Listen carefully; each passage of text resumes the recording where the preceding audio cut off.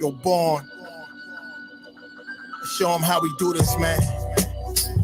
BTBTV. We bully the bullies. No run, no retreat. Yeah. BTB TV. One more time for y'all in the back.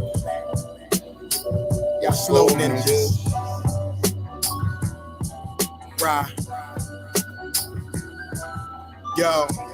John Gotti flow, rap Pablo, Escobar status, rap game Corleone. I can show you how you lay back and watch your pockets grow. Stay away from devious women, end up like Papa Smoke. Y'all wake up every day twitching like yo, I gotta post. I wake up every day mission. It's $1 million notes, dominoes, bodies drop, rot stink like hollow toast. Broadway, man, if you know, then you know.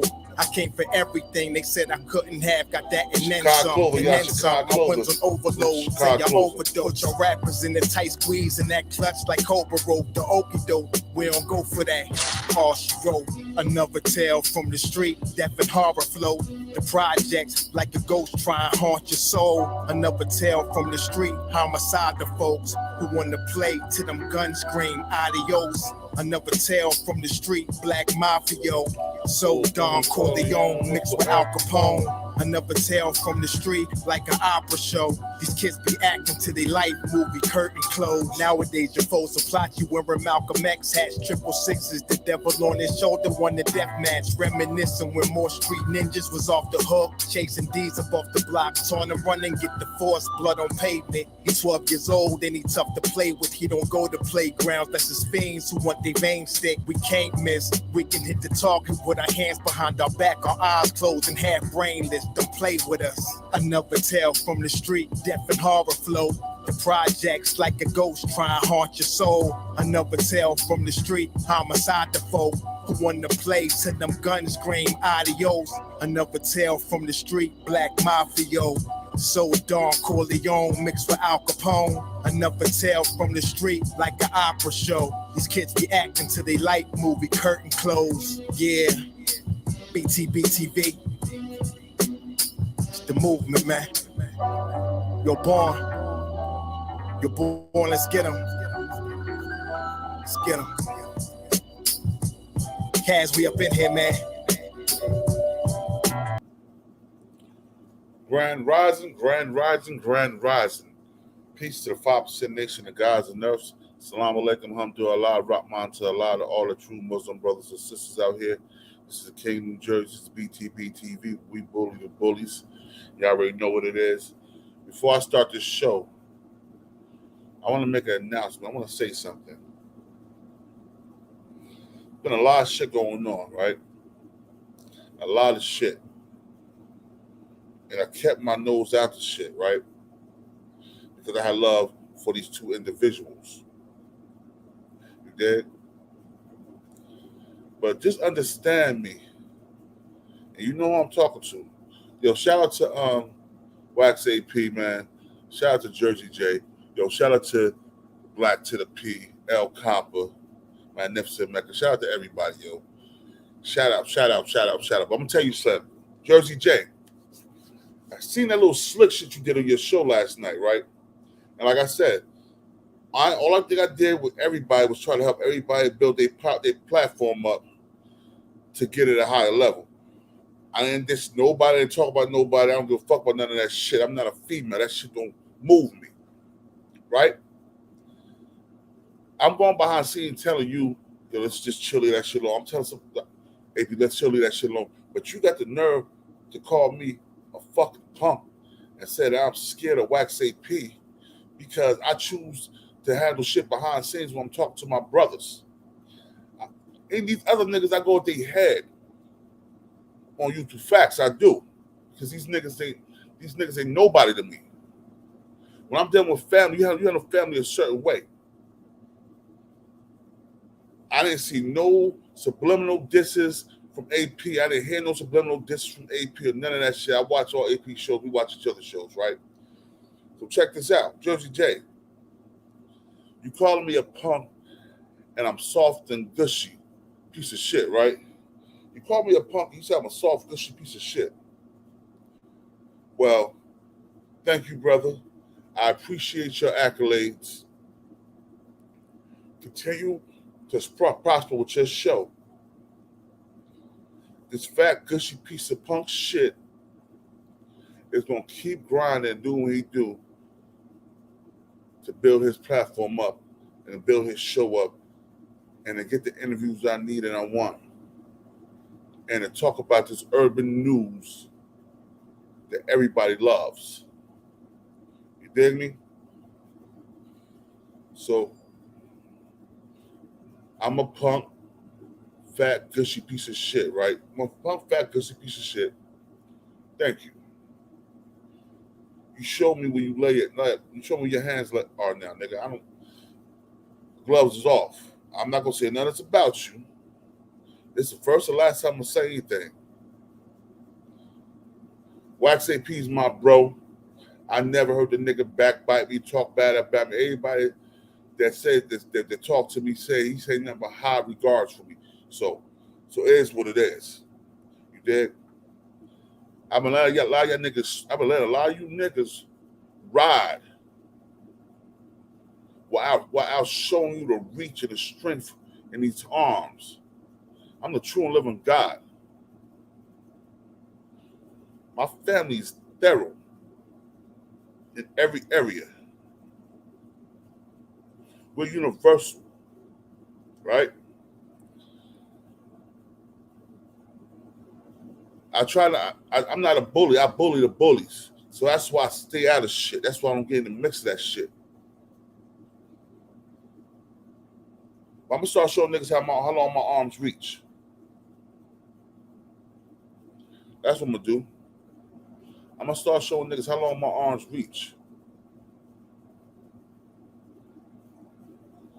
And I'm not saying, y'all can watch whoever y'all want to watch. Go watch Jersey Generator. I don't care, right? Yeah, I don't care.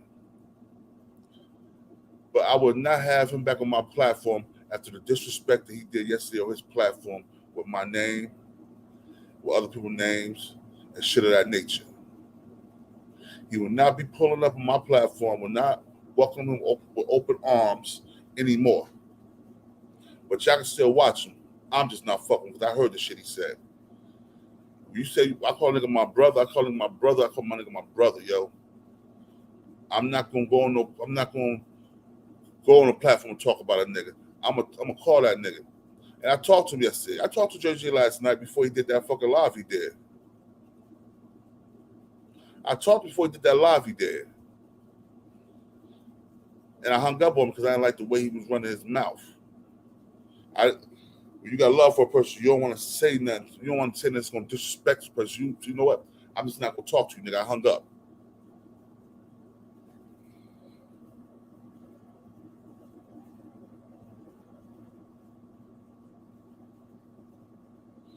Yeah. El Dredo Campo, salute, my bro, salute. Yo, Chop Ziggy, find the nigga. I don't give a piece of the God, Great Bennett. Yo, we're about to get into this Napoleon from the Outlaws. Every time I look up, he on another person's platform talking about the same stories. Matter of fact, he go back to the same platform 4 or 5 times to talk about the same story we've been here all these years, the last 20 years about Tupac, right? And he was down with Tupac. He was an outlaw.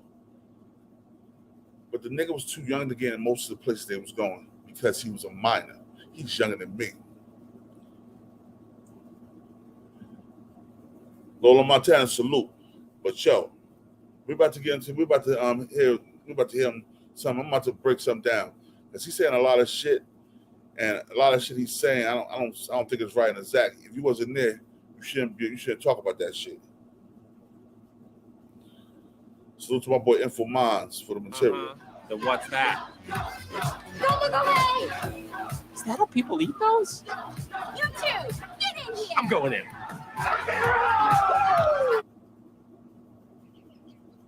Paloma.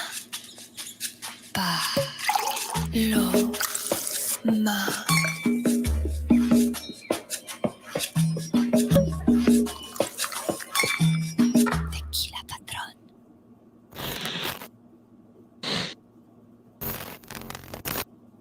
Well, I want to welcome you. Kids, 2 sons that's older than me and my brothers, so American, and it was wild, you know, the crack of America, when it hit Irvington, everything changed. At one particular time, there was a good amount of white people living in Irvington. By the time I started growing up and hit my young age in the 80s, 11, 12 years old, man, it was predominantly African American, and it was wild. You know, the crack came, people started hustling, the guns got involved. It just became a wild environment growing up. So tell me about your family life. How many brothers and sisters did you have? From my mother and father, you know, I had 2 siblings, 2 brothers. My father had 2 kids, 2 sons that's older than me and my brother. So altogether it was 5 of us. My grandmother was the pillar of the family. She was a strong black woman that kept us all together. She was originally from West Virginia, so she had that old school upbringing with her. And my aunties, my uncles, we were all close. Cousins, all of us, we was close, you know what I mean? Now, Moo, we know it's public information that your mother and father lost their lives very tragically. Tell us, what type of lifestyle did they live? What were some of the circumstances involved in that situation? Parents, they was actually pretty young when they passed away. My father, he was a businessman. From what I know, he was slinging diamonds at a very young age. And his business, it was a lot of risk involved, especially for a young African-American, a young black male back then. When he was like 22, 23 years old, he was making hundreds of thousands of dollars. Somehow he got involved in the diamonds trade, and he was flying all around America with his homies. And he married my mother when she was about 17 years old. You know, they met in high school, had their first child, which was my brother, Mooney. Yeah, they got murdered by someone that was close to him. It was a person who was my godfather. He was very close with my father. He used to call my grandmother my father's mother. You know, he used to refer to her as his own mother when he see her. You know, I hear different stories. I think there's a lot that my family try to keep from us. I hear stories from the streets. I hear stories from other relatives. I've read stories online. A lot of the stuff is public information. You know, I read the testimony from the main guy who put the hit together. I guess there was an incident. My father got into a dispute over how the money should be split on one of the sales of the diamonds. One of the guys, he got rowdy. He did some things that was a little harsh. So I guess my father and his homie at that time, they thought the best reaction was to defend themselves. They shot him. So I guess the dude that was with my father, when he shot the dude or whatever, you know, it got back to his homies, who was also my father's homie, and they just put a plan together to put a hit out on my father. And that's actually what I read online. You know, then I heard they was in debt to my father and they didn't want to pay him back, so they just decided to put a hit out on him. Now, I know this is a very touchy subject, but can you tell us what happened to your parents and how old were you at the time? I was 3 years old when they got killed. They came in the house. Dawood, who was the main guy, who was my godfather, he sat me on his lap. One of the only things I can remember from the incident is that he pushed me off his lap. And I recall it was violent. That's when he started shooting. I don't recall what happened after that. One of the other things I recall is that biting my mother on the chest, trying to wake her up. You know, when he came and discovered the bodies, they found out that my mother had bite marks all over her chest because we was in the house with the bodies for 24 hours, for a whole day. One of my father's friends, Amir, who was on the phone with my father when the shooting first started happening, he just heard the line just got busy for the whole day. He kept trying to call. So when he went the next day, that's when he discovered the bodies. Wrapped us up. I got a bullet skinned me in the foot, so I was bleeding. I had to get rushed to the hospital. After the death of our parents, we was fortunate enough to live with my grandmother, my grandparents' house. What was life like growing up without your mother and father, and how did it change you? And what effect did it have on you going forward? Sure, man, that it affected me in ways that I probably can't really put my hands on it.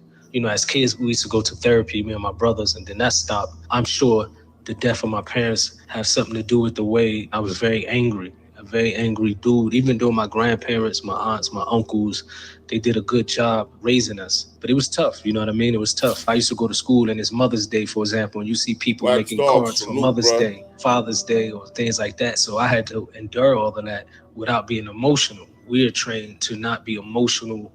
We are trained to just hide our emotions. Like if we start crying, like, man, I feel sad that I don't have a card to write for my mother, the reaction of people around you will be like, man, you a sucker, man. Shut up, man. You know what I mean? So we grew up in that environment where we couldn't really show our emotions. Tell me what you recall about your teenage years, growing up in your grandparents' household. You know, most of the times your grandparents may be a little bit up in age.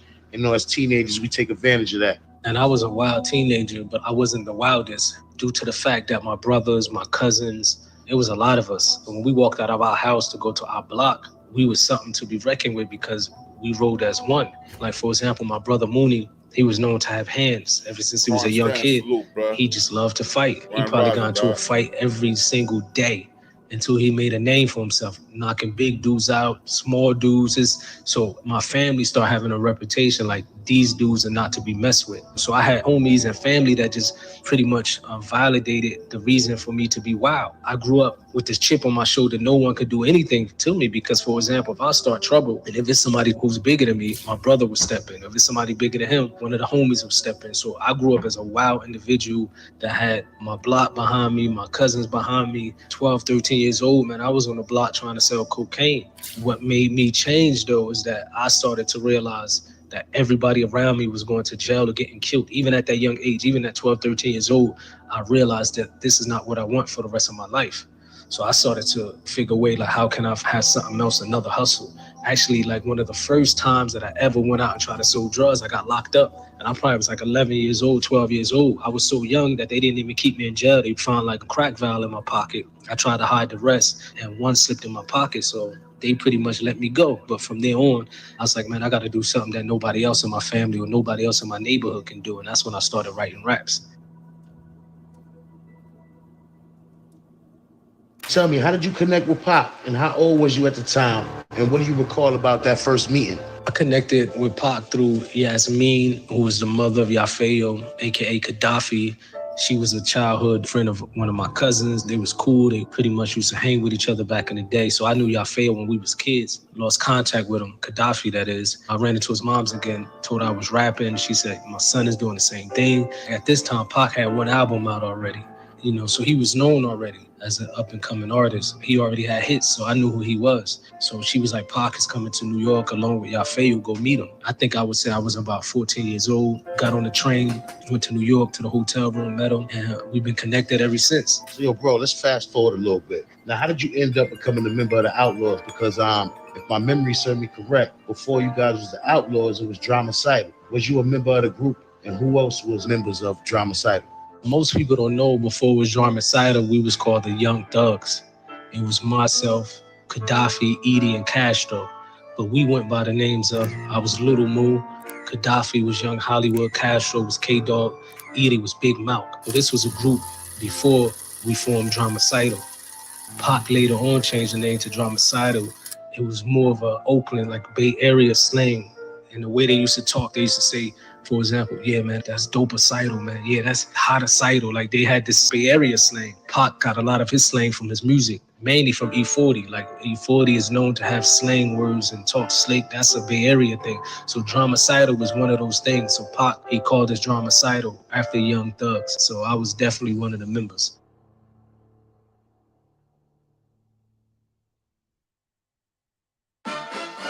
They say don't mix business with friendships, but I didn't follow my own advice. This is.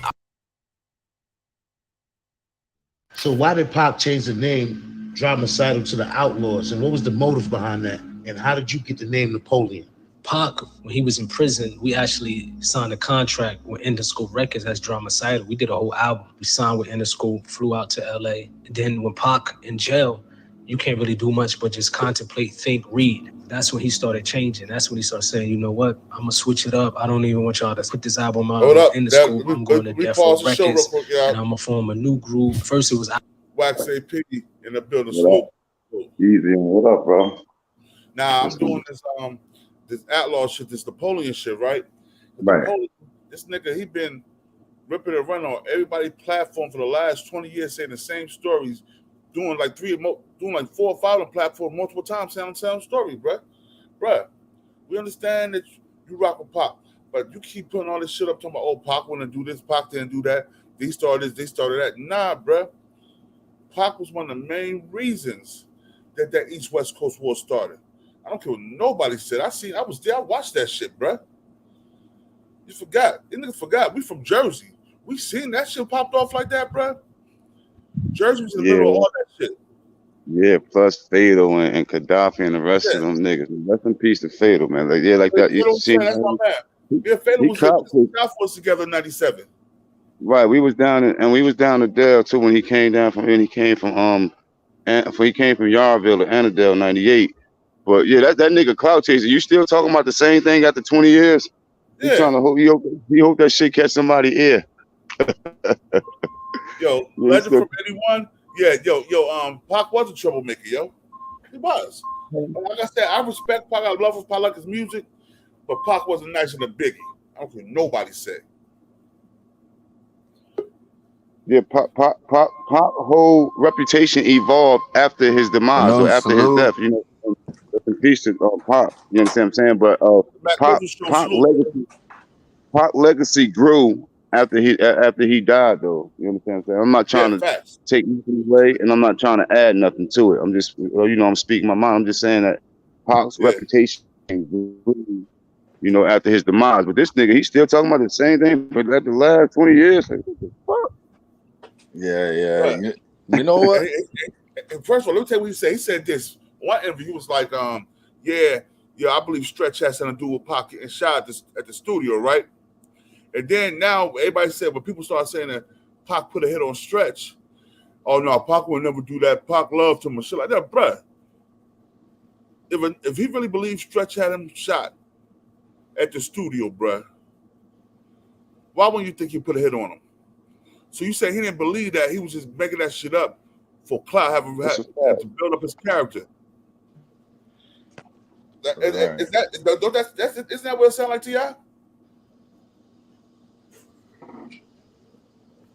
You heard me? No, you cut out. You cut out for a second. What you say, bro? You hear me? Yeah. Yeah, what you say, bro? I said, it sounded like Pac was doing all that shit when you started all that trouble with everybody just to build up his platform. You know what I'm saying? He ain't come out stretching him because he really stretching him did something to him. He went and stretching him because Mac and Stretch didn't come visit when he was locked up. Yeah. It was on some feeling shit. So I gotta go after everybody type shit, you know? That's weird. That's weird shit, bro. Pac sound like another hating nigga I know. No, because when you really look back at it, after the Pac died, right? The Outlaws, they were living off that, oh, Tupac is alive shit, you know what I'm saying? They should have just like, I don't know. Now he dead. Before y'all was talking about Tupac alive. We don't believe he dead. And then talking about how Tupac. Weird stuff. Yeah, weirdo shit, bro. But yo, let's listen to AP. We gonna talk when we get off this motherfucker though, yo. Hold on. Was Outlaw Immortals, and he's like, I'm gonna give you guys names of tyrants, change everybody's name. Myself, man, I had a fiery temper. Pac used to joke and say I had the short man complex, so that's how I got the name Napoleon. So, Moo, tell me who were all the members of the Outlaws? Was that group handpicked by Pac, or were you guys already running around and hanging out together? Like Edie, Castro, Gaddafi, that's Pac family. They grew up since childhood. They was family pretty much. Castro was the first cousin of Pac. Gaddafi, him and Pac grew up calling each other brothers because of their parents being so close with each other in the Black Panthers. Edie, his moms grew up with him, Pac moms and Gaddafi moms, so they all grew up as young kids together. Also part of the Outlaws was Thug Life members. Mopreme, he's the son of Matulu Shakur, which is Pac's stepbrother, so they also been like family. Even the people that introduced Pac to Big Psych was family from Watani. He was one of the Black Panther members that came up with Faney from LA. But how did all these people grow up with Pac's mother and all these people from Jersey, unless these niggas was living in Jersey?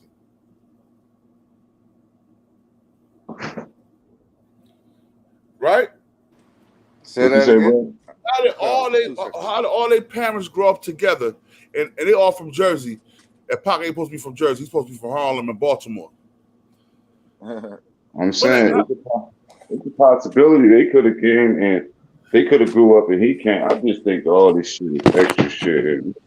Tupac, that nigga clout chasing. This nigga got he is so hurt.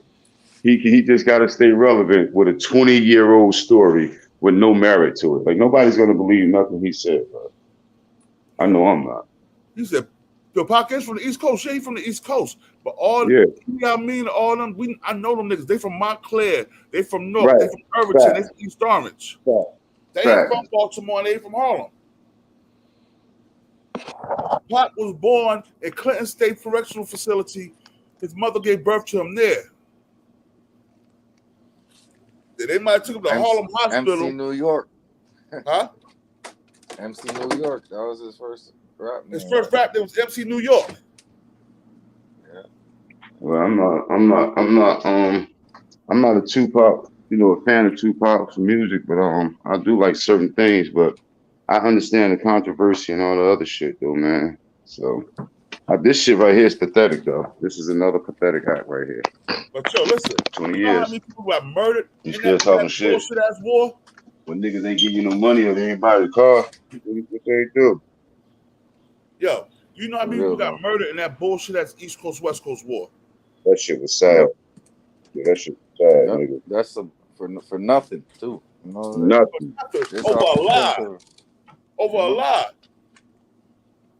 That's crazy. Everybody want to blame that girl that raped Pac on that for the rape allegation. Everybody, yeah, they want to blame her. Yo, she was fucked up for doing that, but Pac wanted to get at them niggas anyway. When Pac came home, wherever he was locked up, but I forgot, and he see how Biggie blew, the jealousy and the envy. Yeah. Yeah. That nigga, like, this big fat black motherfucker got these bad bitches and making all this and making and selling all these albums. Talk about he stole all his whole style from Pac and all that. Like, come on. Pac and Biggie don't got the same style. That's what I'm saying. You know, you talking about mob shit. OG, we ain't beefing no Tupac on the East Coast. Remember that interview he had? Yeah. Yeah, that's just my eyes. I just think it was some jealousy shit. Everybody in the 90s was doing that mob shit. That was no exclusive to Pac shit. You know what I'm saying? Annette Harlem 115, Peace Queen, salute. I see you in here. Good, El Campo, PTB TV, salute. El Campo in the building, we see you. But we talk now. Hold on, I want you to hear this. I want you to hear something. We're going to all the dialogue saying something. Let me see. I'm about to show you that real quick. Let me find out what he said. Because I want y'all to see this shit. And I got mad love for Pac, but if he's wrong, man. I ain't gonna, you know what I'm saying? Yeah. Niggas are holding Pac up like he's Jesus and shit. Like the fuck out. And that Harlem, I know, Quinn. I was there before this nigga Mutai was there because this nigga was too young. Napoleon was a baby. He's a little kid, not older than that nigga. Hold up. He out here saying he's the reincarnation of Pac or something. I know Desiree, he just was one of them. Fair use. He just was a solid individual. I do remember like Pac having a lot of respect for her. And she was young when she was around us back in the day. Even after Pac died, we ran into her. She just always carried herself respectfully.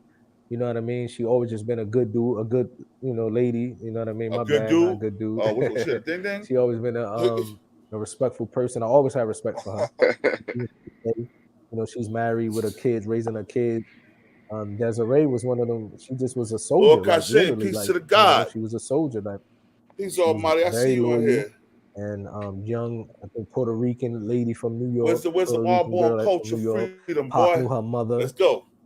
He knew her. He knew the mother. He had a lot of respect for her, for sure. I did an interview with her, man, and she told a story about how the police was trying to get her to go against Tupac. How the police was trying to get her to set up Tupac. Because her and Tupac, they made a videotape together, and the police was trying to get her to say she was underage in the videotape. Did you know about that? I do remember Pac. I don't know about that, but I do remember Pac. She was like 17 or something like that, and the mother gave permission for her and Pac to talk to each other, things like that. You know what I mean? I do remember that. So I wouldn't be surprised if they tried to probably use her to set him up or something like that. But knowing her, she's not gonna do it. Like I said, she always just been a solid person. Good she's person. a solid dude. Right, and when Tupac got out of prison, he flew her out to L.A. Right? I think she was around a few times for sure. You know, as when he got out of prison, she was on the West Coast for some time, if I'm not mistaken. Definitely, yeah, definitely. And she told me another story that was interesting, man, because it's actually letters that Tupac was writing her while. Hold on 1 second. Annette Harlem 115. I knew your pop. They lived in, all them niggas lived in Jersey and New York. Most of them they got all locked up in Jersey. All them niggas got locked up in Jersey. The mamas, everybody got locked up in Jersey. That's why Pop mother was in Clinton Women's State Correctional Facility in Jersey. Right. Pregnant with them. All of them got locked up in Jersey. So they always living in Jersey even back then. If you want to say Pop was from New York or Harlem, he could have been, but nigga was born in Clinton State Correctional Facility in New Jersey. So that makes him from New Jersey. Oh, he was born in Jersey? Oh, shit. I didn't know that. I thought he was He's born in from Harlem. Jersey by default, though. They keep acting like he was born in the Bronx, Harlem type shit. No. They never say Clinton Jersey State when it Correctional comes to Facility. him. That's where he was born. Yeah. Okay. Now listen to this nigga, clout chasing. Listen to him. He was in prison, and she told a story about how when Tupac was in prison, you know, for being accused of assault or whatever, she said that Big Stretch, he was trying to talk to her behind, you know, Tupac back. I think I seen that. You know, coming up in the hood, people grimy, bro. You know, these things happen all the time. You know, how many times people go to jail and a person first, okay, he's in jail now. Let me go call his wife. Let me go, you know what I mean? This comes with the territory of from our communities, unfortunately. You know what I mean? That a lot of time when a person, I don't know if it's true or not, you know what I mean? But it won't be surprising because we hear so many stories like that, you know? Right, and speaking of Stretch, man, you know, for years and years, man, it's been this rumor that Tupac had something to do with his demise and all that. But it actually broke. News broke that the same guy that killed Jam Master Jay is the same guy that killed Stretch. How you feel about that, yo? Yeah, I never thought that Pac had anything to do with him, to do with his death. You know, one thing I do know about Pac, like even though, you know, when he died, he wasn't on good terms with Stretch. You know, he was angry at Stretch. He needed answers. He, you know, he felt like Stretch knew some things that he wasn't telling him. But me knowing Pac, if he would have ran to Stretch, ran into him, I'm sure they would have sat down. And Pac, because Pac loved him, you know what I mean? So I'm sure Pac would have said, "What happened with this?" And he would have hollered at him. But I don't think it was to the point where Pac would have wanted to see him hurt. Even with Biggie, I heard Pac say this out of his own mouth. He said, "Man, I don't really want nothing bad to happen to Biggie. I just want to spank him like my little brother." So I think eventually Pac would have got all of this out of his system because you got to realize Pac died. He was only 25 years old. A lot of us in the hood, we got PTSD, like literally, like real. If you come up, all right, man. When you hear hit him up, that's some different shit. That's yo. I'm gonna say kill all you motherfuckers. Yo, and I'm gonna say something real funny. This nigga, as soon as Pac died, this nigga jumped his ass up and moved all the way to Saudi Arabia. Oh yeah. Yeah, he lived here. He lived in Saudi Arabia. Oh, he talking that shit. Yeah. Why you moved to Saudi Arabia, nigga? Because you was shook too. Because you knew that shit that he did and he started was some F-boy shit. Yep, and the streets. And all y'all was friends. All y'all was friends. Remorse for that shit. Yep. All them was friends. That nigga said, "Nope, it's a little bit too hot out here. Like, you grab my money and fly to Saudi Arabia." Why these niggas is beefing in the streets? Shit is crazy. That nigga went to Saudi Arabia. That nigga, everything talking about what he said. Take your attention off what he said and get on him. And you pay your attention to him. Lord Kashim, 100% facts, God. Like I said, I used to travel around, man. I used to be one of them niggas. I was everywhere when I was a kid. You know what I'm saying? So I met a lot of people. And like I said, I knew good people when I met them. And I'll tell you one thing. Even when Biggie told Pac, yo, stop hanging with these dudes. They bad dope. They no good for you. Don't mean you no good. Yeah. Pac went back and told them niggas what Biggie said. Yeah, on some weirdo shit. Yeah, that's what I'm saying. That was a lot of questionable. So who's loyal to who? Man, that loyalty word is over fucking rated, man. Niggas will Fact. tell you as they niggas will tell you they Keisha? loyal He, and call it, but that shit loyalty still overrated, bro. Man, like I said, man, if I call a nigga my brother, Right, that nigga's my brother, man. If I got right. something to say to that nigga, I'm not going to facts. be on a public platform saying that shit. I'm going behind Yeah, and calling this nigga. Like, yo, nigga, you said some fuck shit, nigga. What's going yeah, on? but see, you gotta understand, my nigga. Once you're able to identify those individuals, then you can put them in the proper perspective. You understand what I'm saying? Like everything don't got to be, but sometimes shit fall on fucking deaf ear. You understand the Yeah, clout thing? You understand what I'm saying? Like that clout that's chasing true. shit is something. So I mean, it depends on you how you handle shit like that. That shit don't be mean or nothing, my nigga. You hear me? Like at the end of the Yep, day, that's very true. Hold up. you Oh, check this out, yo. And old boy cousin, Mutar cousin, nigga, Napoleon, his cousin is allegedly one that killed Gaddafi 1 month after Pac died. see, I don't know. I know my So Tupac was gonna get his label, right? He was in the process of getting his label. My Right. folks' name is Whack Deuce. He's an artist. He's been an artist. He was, he was affiliated with them and this, that, and the third. So, a lot of things that I heard of Tupac is from bro, from when he was in Compton.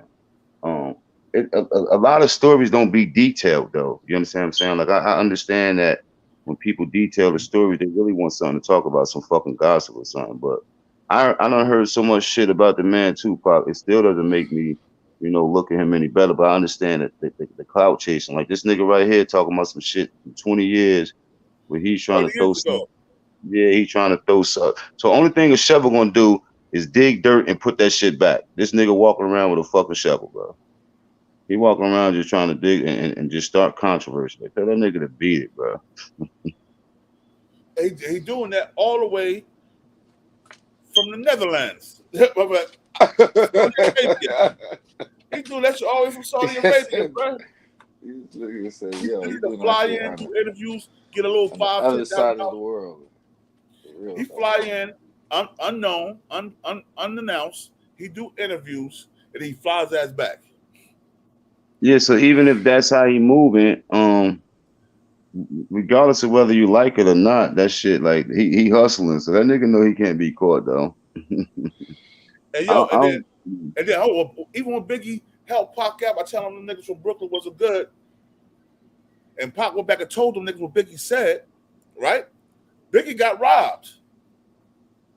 Oh yeah, where in on the East In Coast New or the York. West Coast? In New York, He for got real? robbed on the East Coast. Oh So let me wow, can I respectfully shit! ask can I I respectfully didn't even ask know that. this question? Because there's so much that went on with that shit, right? Let me ask you, what do you think initiated that whole Biggie and Tupac? Because that shit went crazy. A lot of individuals is involved.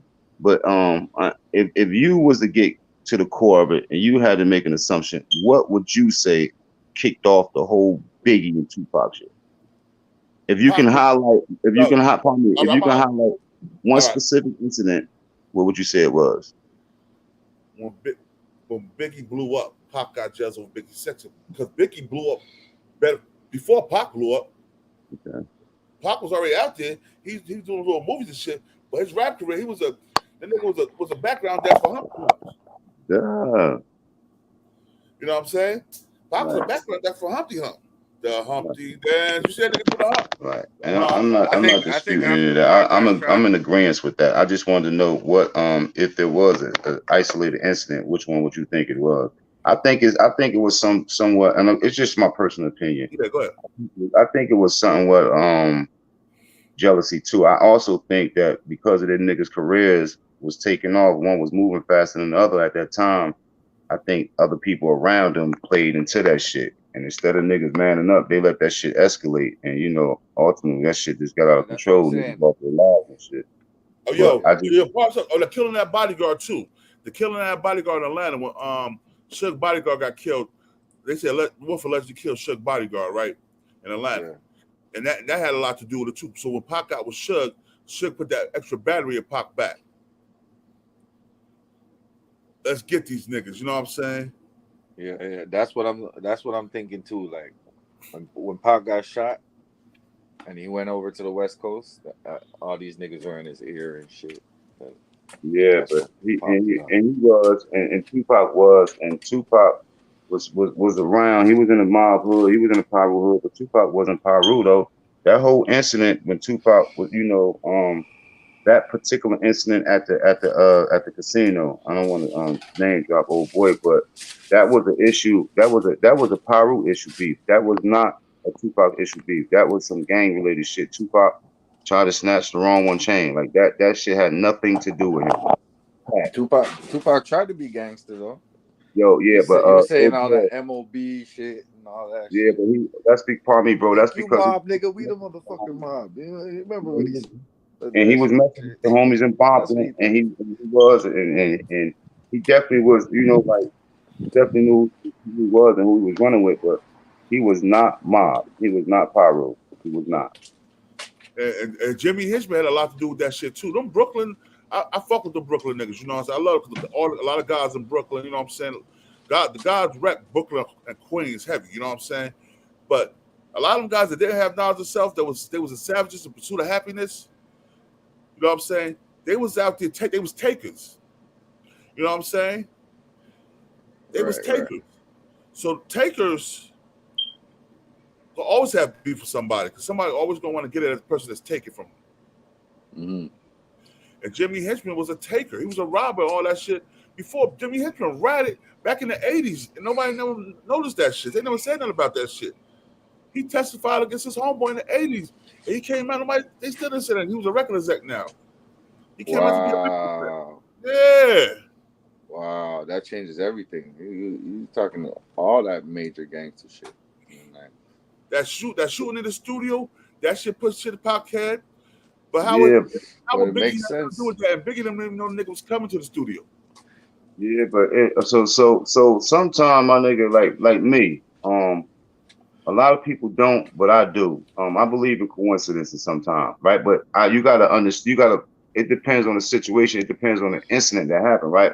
But I personally don't think that was a coincidence. Them two being in the same spot. I'm not making any assumptions or any allegations on who did what, but that's very, very hard that them two was in the same spot, bro. And I'm a Biggie fan. I'm a fan of Biggie music, and I love Biggie. But like that shit right there was just that was very ironic that the way that, and then so even so, if let's just say, because I don't know what he was thinking, so even so, if he had a little bit of jealousy in his head, well, how would he feel going up there knowing Big and him was up there? So he was feeling some type of way anyway. He just used that incident to fuel his fire though, bro. But if he was jealous, yeah, that's just how I feel. It's just my opinion. Yeah, that's all we got on his opinions and assholes. You know what I'm saying? Yeah. Mm-hmm. Yeah. Pop knew Biggie, knew the dude. So when he jumped off, Pop found that very weird. I would too, though. That's a hell of a coincidence. Hold up. But Biggie told Pop not to mess with them dudes. He said, "Yo, them dudes ain't right, bro. Leave them dudes alone." Pop went back and told the niggas what Biggie said. They got Biggie robbed. So let me ask this question, bro, because is this the Jamaica allegedly? Is this the Haitian Jack shit? Nah, yeah, Haitian Jack, Jimmy Henchman. It was Jimmy Henchman. Jimmy Henchman, he already admitted to it. He ordered it. He ordered that hit on Pac to get robbed. Yeah, but you really think he ordered it, or he's trying to take credit for something he ain't have done?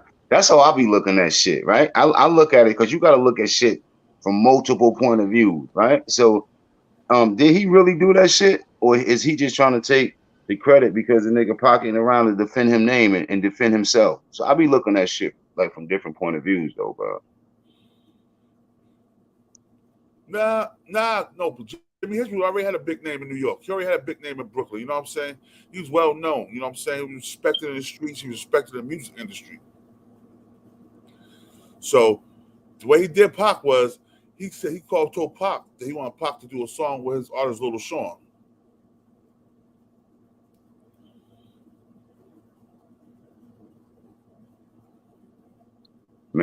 Pop shot himself. What stick up kid? Oh, and they got a point right there. You see what Lord Kashem said? He said, Pop shot himself.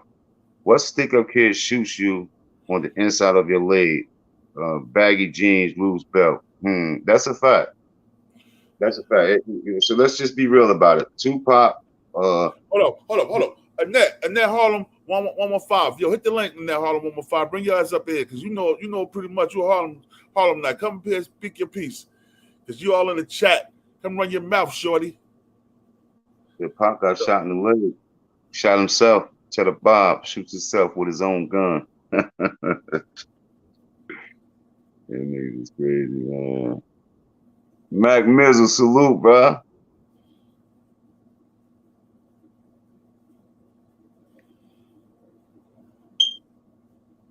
Yeah. I think he's bigger than what he said. I think so too. Hold on, I'm about to get her ass up. I'm about to put the link in so she can act like she don't see it now. I'm about to put it back in there for her. Yeah, I think and that just for you. I'm about to put it in there for you in there right now. So much with that story and with the history of that feud, man. It's like that shit's still going on. Look how many decades it is later. You know what I'm saying? Some things just gonna carry this type of rhetoric and bullshit with it. Like it's gonna be an ongoing thing.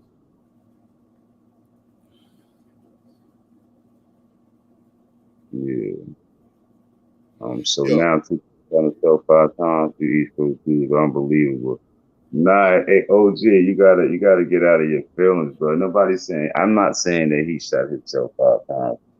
You know as well as I know that the allegations allegedly it was put out there that he allegedly that incident. So I'm not saying he did, I'm not saying he didn't. You understand what I'm saying? I just feel like I got my own personal opinion, bro. And hold on. And it was also said that Pac didn't get shot 5 times. He shot himself in the leg, reached for his gun, and then he got skinned and he got grazed by a bullet in the head. So that's 2 shots. Yeah, it was allegedly some oh man, well. So if Pac had his firearm and his firearm was discharged, right? Yeah, that shit would get deep. I can make that shit. I ain't really messing with that. All inside leg shots. We gotta have this discussion after 5 p.m. Yeah, cause she at work right now. She at work. I'm gonna be at work. Oh, matter of fact, I'll be just getting up 5 p.m. Get ready for work. We might do it again. We might do it again. Just for you. Hey, you yeah, man, this shit crazy. Oh, inside leg shot. OG, you say, where OG from? OG gotta be from Cali, yo. Yeah, but if he from Cali, East Coast dudes. Yeah, he said East Coast. I caught the lingo, so I knew he from Cali. I wonder where he from in Cali, because being from Cali don't mean. I mean, you could be from California, and you could be from fucking San Diego. That don't mean you was in the hood pop. You be from anywhere. OG ready to go down. We gotta have this discussion at the time. This is a great topic, though, bro. I think this is good right here. What about tonight? I'm down, King. Oh, Queen. Well, I gotta be to work at 7 o'clock. I might get up and do a live at 5 just for you. Yeah, we're gonna do it 5. We're gonna pull up. The Nile River gonna pull up, man. We about to go over and go swimming a little bit, man. You know your boy got you. Don't you worry about shit. Put your feet up, nigga. Shit. Oh, he's from Long Beach.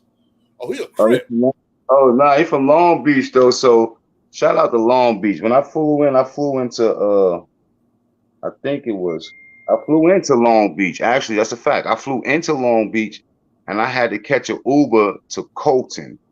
Because it was either where I was going, was either LAX or Long Beach. So we flew into Long Beach and we just Uber. I took the Uber to Colton, and then from there I just went to Los Angeles.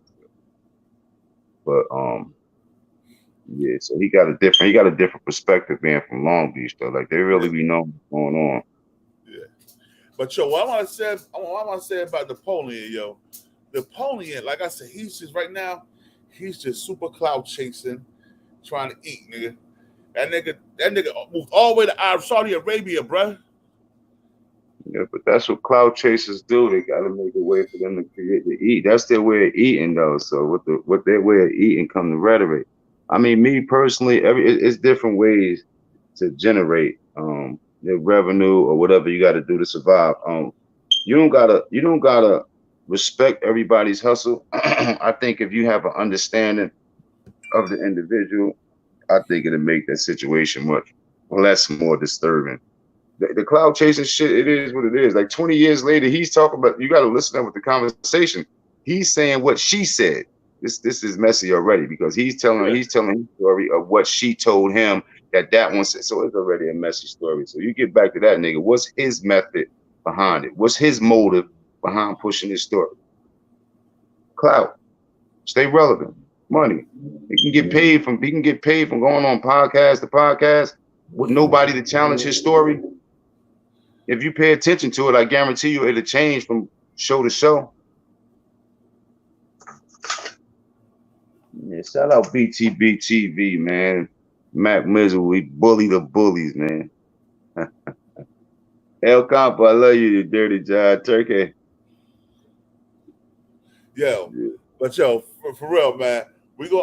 I'm about to end this topic because I gotta make a call behind the scene real quick. So AP, answer your phone. Yeah, look, wait a minute. Where my other one at? All right. All right, yo. Word. Yo, we're gonna try to do the show again later tonight, 5 o'clock if I'm up. But yo, all right. Peace to the channel, peace to the chat, yo.